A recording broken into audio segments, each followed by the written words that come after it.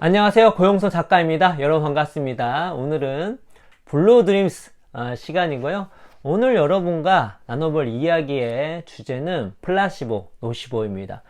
저는 이제 블루드림스 책을 읽으면서 여러 가지 각종 정신질환, 치료 방법, 그리고 관련된 약, 그 약들의 부작용, 탄생 배경 이런 것들을 이제 알게 되는 것이 정말 재밌었는데, 그 중에서도 가장 재미있었던 파트는 여기 5장인 플라세보 장입니다. 속임약, 가짜약에 대한 이야기인데, 관련된 사례도 리마커블을 했고 관련된 연구도 되게 흥미로웠을 뿐만 아니라 또 여기서 주는 개인적으로 주는 여러가지 의미가 남다르다라는 생각이 들었습니다. 제가 영상에서도 많이 얘기를 했고 제 책에도 썼는데, 믿음이라고 하는 것은 우리가 생각하는 것보다 더 힘이 있습니다. 그러니까 이건 조심해야 할 부분이긴 합니다. 믿으면 다 이루어진다, 아니에요. 믿음은 비과학적이다, 그것도 아닙니다. 진실은 맥락에 따라서 어느 그 중간에 있어요. 그런데 특히 이제 플라세보 효과 같은 경우는 약과 관련된, 우리 건강과 관련된 이야기인데, 가짜약을 먹고 이것이 진짜 약이라고 생각하는 것이 얼마나 우리에게 영향을 미칠까 라고 생각했을 때, 우리가 생각하는 것 이상으로 이 가짜약, 플라세보 효과가 강하다는 거 우리 알 필요가 있다는 것입니다. 그래서 스트레스 힘 책 읽어보시면, 우리가 같은 스트레스를 하더라도 뭐죠? 이 스트레스가 나에게 긍정 영향을 미칠 것이야 라고 믿을수록 실제로 스트레스에 받는 데미지는 줄고 긍정 효과는 얻을 수 있다는 거. 그렇죠? 저희 완벽한 공부법의 1장이 믿음장이잖아요. 공부 같은 경우도 자기 효능감, 자기는 기대가 높을수록 어떻게 되죠? 공부를 더 잘 확률이 높습니다.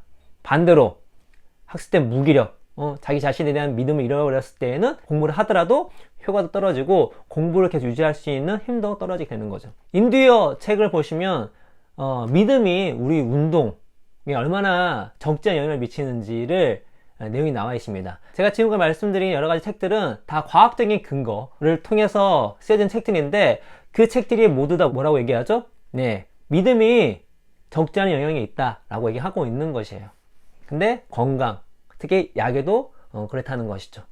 그래서 우리가 이런 것들을 알게 되면은, 어차피 우리가 무언가를 할 때에는 긍정적 마인드로, 할 수 있다는 마인드로 부정적 생각 버리고 하는 것이 되게 중요하다. 이거 심지어 건강도 마찬가지다 라는 교훈을 얻을 수가 있는데, 오늘은 플라세보와 노시보 효과가 무엇인지에 대해서 아주 리마커블한 사례, 극단적 사례가 하나씩 나옵니다. 요거 딱 들으시면 이제 플라세보는 요런 거구나, 노시보는 요런 거구나 하고 잊지 않으실 거예요. 오늘은 거기에 대해서 한번 이야기 해드리고, 다음에는 가짜약, 더 나아가서 가짜 수술, 이런 것이 얼마나 플라세보 효과가 있는지, 얼마나 가짜 수술과 가짜 약의 힘이 우리가 생각하는 것보다 얼마나 큰지에 대해서 책 있는 내용으로 한번 말씀드리고, 그 다음 시간에는 우리가 상담에 대해서 한번 알아보는 시간을 가질 텐데, 말씀드렸듯이 저는 전문가가 아닙니다. 그래서 제가 어떤 의견이나 제 생각을 얘기하기보다 책에 있는 내용을 여러분께 그대로 읽어드리는 시간을 가질 텐데, 오늘은 플라세보, 여기는 플라세보라고 하죠. 플라세보와 노시보에 대해서 한번 이야기를 해보도록 하겠습니다. 네, 플라세보입니다. 이 말씀 하기 전에 여기 플라세보 효과 장의 처음 인트로가 이렇게 시작해요. 속임약은 아주 특별한 약이다. 인류가 아는 거의 모든 증상을 치료하고 환자 3명 중 최소 1명에 작용하며 보통은 최대 60%까지 효과를 보인다. 심각한 부작용은 없고 과용할 수도 없다. 간단히 말해 전 세계에서 가장 적응력이 뛰어나고 용도가 다양하며 효과적이고 안전하고 값싼 약이다. 그뿐이라 속임약은 수세기 전부터 우리 곁에 있었으니 유래도 흠잡을 데가 없다. 로버트 벅먼, 칼 사바흐. 자, 이제 플라세보 효과의 가장 극단적인 사례를 한번 여러분께 읽어드리도록 하겠습니다. 1957년 심리학가 브루노 콜로포는 라이트라는 남자의 놀라운 사례를 소개했다. 라이트는 말기 림프암 환자였다. 오렌지 크기의 종양들이 뼈에 박혀 있었고 장기로 전이됐다. 죽음을 코앞에 두고 있어 사람보다는 걸어다니는 암덩어리에 가까웠다. 창백한 얼굴로 누워만 있었고 붉어진 피줄에는 정맥 주사가 꽂혔다. 암과의 오랜 싸움이 끝나가며 머리카락과 치아가 빠진 사람들은 여기서 탈출할 준비를 한다. 뜨거운 방사선 치료와 독한 화학 요법을 감당할 힘도 이제는 남아있지 않다. 그러나 라이트는 심한 빈혈 때문에 당시 자주 쓰이던 방사선과 질소 머스터드 치료를 받을 수 없었다. 사람을 살리기 위해 죽이는 치료에 도움 없이 무작정 삶을 허비하고 있었다. 그러나 라이트는 살겠다는 의지, 일어나고 싶다는 욕구가 강했다. 병원 침대에 드리워진 죽음의 그림자가 검은 구멍으로 쪼그라든 자신을 삼킬까 두려워했다. 그러던 어느 날 라이트, 주치의는 침대에서 일어나지도 못하고 열이 올라 간신히 숨을 쉬고 있었다라고 묘사했다. 라이트는 크레비오젠이라는 새로운 암 치료제에 대한 이야기를 우연히 들었다. 말의 혈청으로 만든 약이고 마침 그가 이번에 있는 병원에서 테스트 중이라 했다. 가슴속에 희망이 솟아올랐다. 라이트는 의사에게 그 약을 쓰게 해달라고 애원했다. 의사는 그 약이 과연 말기 환자에게 도움이 될지 의심스러웠지만 주사기에 약을 넣고 주사 자국으로 가득한 환자의 팔을 들었다. 사흘이 흐르는 동안 라이트는 병원 침대에 가만히 누워 있었다. 크레비오젠 주사를 맞고 세 번째 아침 진찰을 하러 온 의사는 놀라운 광경을 목격했다. 의사가 도착하기도 전에 라이트는 침대에서 몸을 일으키고 몇 달 만에 처음으로 바닥을 딛고 꼿꼿이 섰다. 스스로 지탱하고 걸음을 옮길 힘이 생긴 것이다. 성큼성큼 걸을 수도 있었다. 병실을 나온 라이트는 복도를 지나 간호사들이 모여있는 스테이션으로 갔다. 의사는 죽음의 문턱에 있던 남자가 농담을 하고 간호사에게 치근대고 신이 나서 출사되는 모습을 봤다. 엑스레이로 확인하자 종양이 오렌지에서 골프공 크기로 줄어들어 있었다. 뜨거운 난로에 넣은 눈동이처럼 녹아내린 것이다. 다들 믿을 수가 없었다. 그렇다고 의심할 수도 없었다. 한때 기력을 다 잃었던 남자가 분명히 건강하고 희망찬 얼굴로 서 있었기 때문이다. 10일 후 라이트는 완치 판정을 받고 병원에서 퇴원했다.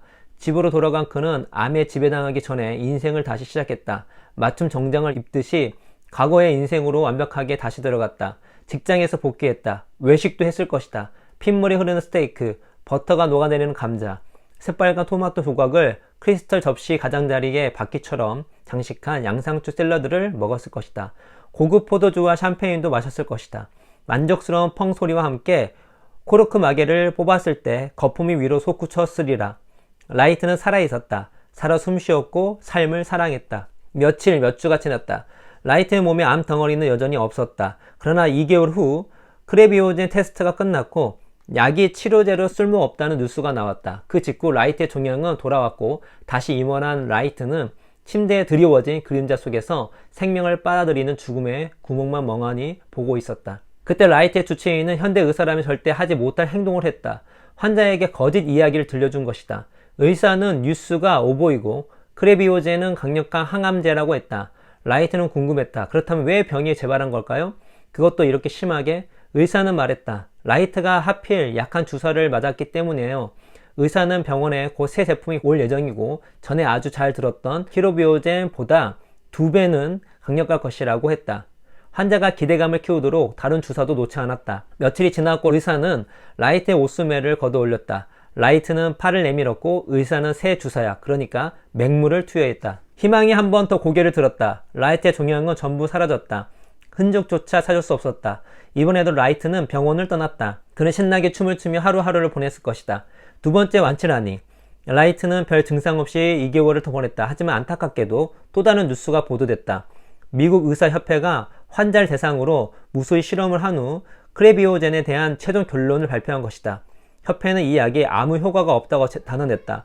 라이트에게 다시 종양이 생겼고 또 병원에 입원한 그는 이틀 만에 사망했다. 매우 극단적 사례긴 하지만 이런 사례가 있다는 거, 이 사례 기억하시면 플라세보 효과가 무엇인지, 유약 효과가 무엇인지에 대해서 우리가 이제 알 수 있는 부분인 거고, 노시보도 되게 흥미로운 이야기입니다. 한번 읽어드릴게요. 노세보, 이 표기로는 노시보가 아니라 노세보라고 합니다. 치유력이 우리 몸에서 나오는 힘이라면 상처를 주는 힘도 그래야 마땅하다.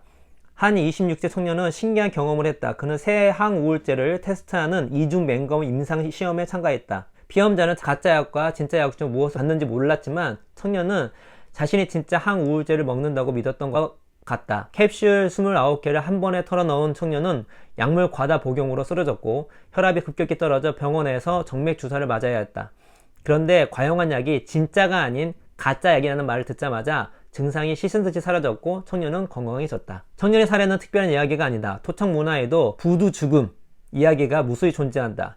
1845년 윌리엄 브라운은 뉴질랜드 원주민 문화를 다룬 책에서 한 마오리 여성의 이야기를 소개했다. 이 여성은 과일을 먹은 후 과일을 금지 구역에 따왔다는 얘기를 들었다고 한다. 그는 자신이 족장의 신성함을 더럽힌 죄로 죽을 것이라 믿었고 정말 과일을 먹은 지 며칠 만에 사망했다. 또 다른 이야기도 있다. 호주 퀸즐랜드주 북부에서 유명 주술사가 같은 부족의 한 원주민을 뼈로 가리켰다.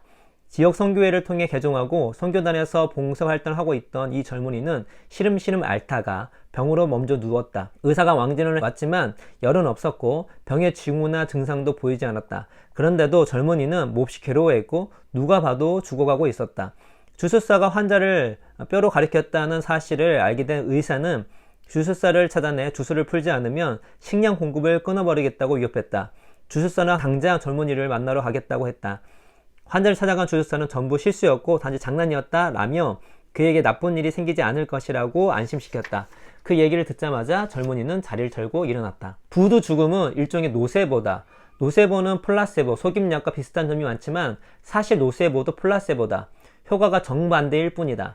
플라세보처럼 노세보라는 이름도 라틴어에서 유래했고 내가 해를 끼치겠다 라는 뜻을 담고 있다. 하지만 실제에 비하면 너무 약한 표현이다. 노세보의 효과는 뇌에 박힌 총알처럼 사람을 확실하게 죽일 수 있기 때문이다. 노세보는 인간의 생각이 온몸에 영향을 미친다는 사실을 다시 한번 증명한다. 연구자들은 노세보가 인간의 몸과 뇌에 해로운 호르몬 분비를 촉진한다고 믿는다. 스트레스 호르몬 코르티솔은 과다 분비되면 사람을 죽일 수 있다. 체내 이동 형태가 비슷한 아드레날린도 과다 복용하면 사망에 이른다. 이렇게 해로운 호르몬이 뒤섞이면 수명이 짧아질 위험이 있다. 노세보와 플라세보는 기대와 신념, 두려움, 믿음의 역할만 강조하지 않는다. 우리 몸 자체가 약 공장으로서 전신에 적용하는 약을 대량 생산한다는 사실도 밝혀졌다. 노세보는 우리 몸에 있는 막강한 힘인 치유의 힘, 생명을 죽이는 힘과 관련이 있다. 이 힘은 태생적으로 매우 사교적이다.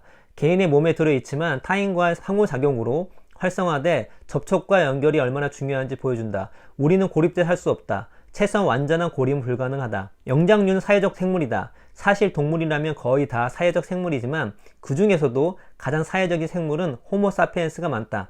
그래서 저희가 진사회성 동물이라고 얘기하죠.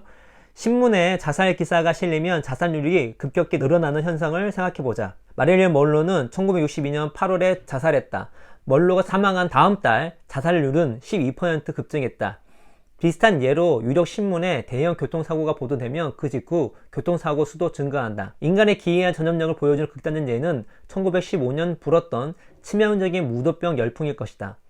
프랑스 알자스의 도시 스트라스부르는 기근에 시달리고 있었다. 기근은 주로 얼어붙게 추운 겨울과 하늘에 태양이 찌는 듯한 열기를 내리쬐는 여름에 발생했다. 죽음의 무도병이 시작되기 전 온 도시는 괴로움으로 허덕이고 있었다. 하느님이 하늘을 잡아 벌리는 것처럼 갑자기 구름이 갈라지고 우박을 동반한 폭풍이 몰아치기도 했다. 그러니 스트라스부르 시민들의 신경이 얼마나 예민했겠는가. 고통스러운 날이 이어지던 7월의 어느 날 트로페아 부인이 갑자기 거리에서 미친 듯이 춤을 추기 시작했다. 그는 4에서 6일 동안 쉬지 않고 춤을 추다 성당으로 옮겨졌다. 그 시점에 다른 사람들도 춤을 추기 시작했다. 사람들은 바게트와 사과가 같은 가방을 내려놓고 삶의 찌꺼기를 다 버리고 한낮이고 한밤중이고 춤을 췄다. 일주일에 34명이 합류해 춤을 추며 거리를 활보했다. 그때부터 전염성은 더 높아졌다. 1개월도 되지 않아 400명 이상의 춤꾼이 도시를 채우고 주문에 걸린 것처럼 몸을 움직였다. 일사병으로 죽은 사람, 심장마비나 탈진을 치러져 죽은 사람도 있었다. 그래도 축꾼들은 쓰러진 사람 주위를 빙글빙글 돌았다. 더 많은 사람이 쓰러져 시체가 늘어나도 그들은 멈출 수 없었다. 멈출 생각이 없어 보였다. 전염이 심해지자 걱정이 된 귀족들은 실력 있는 의사들을 불렀다. 처음에 의사들은 점성술이나 초자연적 힘이 원인이라고 했다. 그러더니 나중에는 죽음을 부르는 무도병이 뜨거운 피 때문이라고 했다. 쉬지 않고 춤을 추는 수백 명의 피를 뽑기는 불가능했기 때문에 마을이 높은 사람들은 다른 치료법을 선택했다. 그들이 극에 달할 때까지 계속 춤을 추게 한 것이다. 파도가 밀려왔다 빠져나가듯 이 사람들도 정점에 달하면 흩어지고 물러나리라 기대했다. 더 많은 사람이 춤을 출 수 있도록 곡식 저장고를 비우고 무대를 세웠다. 춤이 끊어지지 않도록 악단도 고용했다. 춤의 열기는 높아졌고 전염된 마을 사람들은 밤낮을 가리지 않고 춤을 추었다.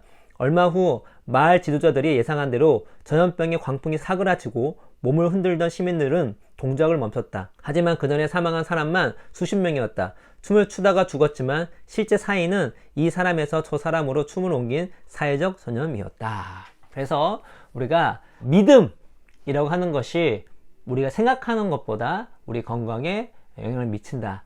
심지어 약을 먹은 것조차도 라는 것들을 알 수가 있습니다. 다시 한번 정리해보면 높아심을 말씀드리는 거예요. 제가 또 이렇게 꼭 집어서 말씀 안 드리면 또 다른 말씀 하시는 분이 계시더라고요. 믿음이 모든 걸 다 할 수 없습니다. 우리는 항상 과학적 접근을 해야 돼요. 근데 믿음이 효과가 있다는 것을 비과학적으로 생각하는 사람이 있습니다. 그렇지가 않아요. 그것도 과학적 접근입니다. 그래서 믿음은 건강에, 믿음은 공부에, 믿음은 운동에 아주 절대적 영향을 미친다 라는 지점과 아무런 영향을 미치지 못한다 하는 지점이 있다면 진실은 이 가운데 사이에 있습니다. 그렇다고 한다면 우리는 어떤 거를 하든지 간에 긍정적 마인드로, 낙관적 마인드로, 할 수 있는 마인드로 하는 것이 내가 원하는 목표를 이룰 수 있는, 원하는 가치를 얻을 수 있는 확률이 높아진다는 것이고, 믿음을 갖는 것, 좋은 믿음을 갖는 것만큼 어떤 일을 할 때 좋은 전략이 없다는 것입니다. 그래서 제가 늘 말씀드렸지만 완벽한 공부법에서 공부를 할 때 1장 제일 처음 중요한 게 무엇이냐? 내가 할 수 있다라는 믿음으로 공부를 시작하는 것이 중요하다 라는 것이죠. 그래서 어떤 치료를 받고 계시거나 그뿐만 아니라 어떤 일을 하든지 간에 우리가 이런 플라세보 효과, 믿음의 효과가 우리 몸에 영향이 매우 크게 영향을 미친다는 거, 또 내가 하는 어떤 일에 대해서 큰 영향을 미친다는 거를 잊지 않고 믿음을 현실화시킬 수 있도록 더 노력하는 우리 구독자 여러분 됐으면 좋겠다는 말씀 드리면서 오늘 이야기는 이것으로 마치도록 하겠습니다. 여러분 감사합니다.